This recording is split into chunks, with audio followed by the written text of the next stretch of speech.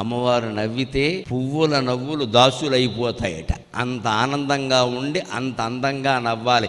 ఏ ఇంట్లో ఇల్లాలు నవ్వుతూ ఉంటుందో ఆ ఇంట్లో లక్ష్మీదేవి నాట్యం చేస్తుందమ్మా. లక్ష్మీదేవి నాట్యం అలా నవ్వాలి కదా అని మగాళ్ళందరూ ఓ పట్టకారు నవ్వమని చెప్పానా తోలు తీస్తా నవ్వకపోతే అనకూడదు. వాళ్ళు నవ్వే విధంగా వీడు ప్రేమించాలి. అది సమస్య. ప్రేమిస్తే ఎందుకు నవ్వరు?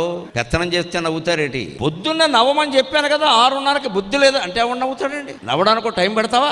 ఆవిడ ఎప్పుడు నవ్వుతూ ఉండేలా చూడరాదా? స్త్రీలు అల్ప సంతోషులమ్మ. ₹1 ఇవ్వడం ముఖ్యం కాదండి. వాళ్ళు ముందు కట్టుకున్న చీరను మెచ్చుకోవడం చాలా ముఖ్యం. అది చేసి చూడండి. అనుభవమే చెబుతున్నా. మీరు 10,000 పెట్టి చీర కొనక్కల, వాళ్ళు ఏదో కట్టుకున్నారు కదా, కట్టుకో అద్దరిందయ్యా అనని ఇంకేం అక్కలేదు. ఎంత నవ్వుతారో వెంటనే. అలా భార్య నవ్వితే అక్కడ సంపదలు ఉంటాయి. చేసిన పని బాగుందని చెప్పరాదా? వేరేది ఎందుకు? అప్పుడు అంటారు సహజంగా, ఇలాంటిదే ఇంకో 2 కొనుక్కుందామని అనే తర్వాత చూసుకోవచ్చు.